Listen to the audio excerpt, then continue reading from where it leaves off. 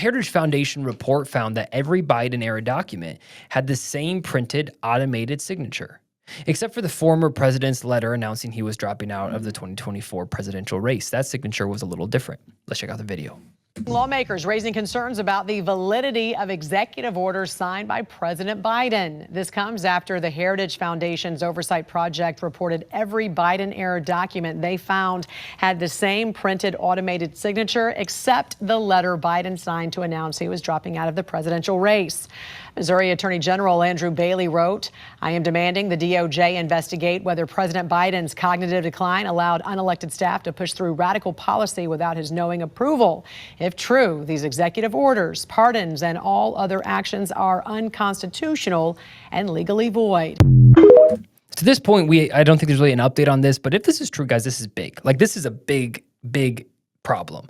The fact that you had potentially people signing on behalf of the president, like almost like a docu-sign on documents that only the president could sign for. I mean, is it Joe Biden? Is it Obama's? And we don't really know yet, but I'll let you know as soon as this story has, like, if there is anything in this story that is true, I'll definitely let you know about it. Or if this story turns out to be completely false, I'll let you guys know about that too. People are becoming so unhinged that they're admitting to crimes on TikTok. Let's watch the clip. A woman using the name Sarah Roberts uploaded perhaps the most incriminating footage that has been posted on TikTok. First, she declares that she wants Elon Musk to be murdered. And then for good measure, she adds that she has not paid her taxes for the better part of a decade. I promised myself I would avoid the news, but obviously I haven't. Here's my one thought. I mean, I have many thoughts. Elon Musk, like, we need to X him. And by X, I mean formerly known as assassination. I know someone from FBI is going to show up. I don't arrest me. You don't have enough people to even investigate me at this point. I haven't filed my taxes in like 8 years. And yet, no one's covered me. Oh, man, people people are that unhinged right now. In case it wasn't clear on the X, I actually meant to kill him. And then she's like, the FBI is too busy. I haven't paid my taxes in 8 years. So not only did she say that she wanted to assassinate Elon Musk, she also admitted to the fact that she hasn't done taxes in 8 years. That is not a good plan. I'd love to see an update on this person. I'd love to see an update on how this goes for you, honey. But yeah, that's how unhinged some people are. Hate makes you do some crazy things.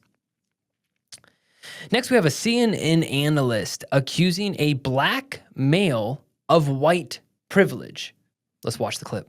That's a whole nother long conversation about white privilege and things that you have the privilege of doing that people of color don't have the privilege of. How do I have the privilege of white privilege? David, by virtue of being a white male, you have white privilege. Ariva, I hate to break it to you, but you should have been better prepped. I'm black. Okay. Boom. David Webb joins us, the host of Fox Nation's Look at his face. That's insane. Oh, so I looked up who this chick was, Ariva or whatever. She's like she's on CNN sometimes. She's a lawyer. She's an activist. And that's what you call doing zero research. And it's also what you call just sticking to your script, assuming that he's white. She had her script pre-planned of what she was going to say.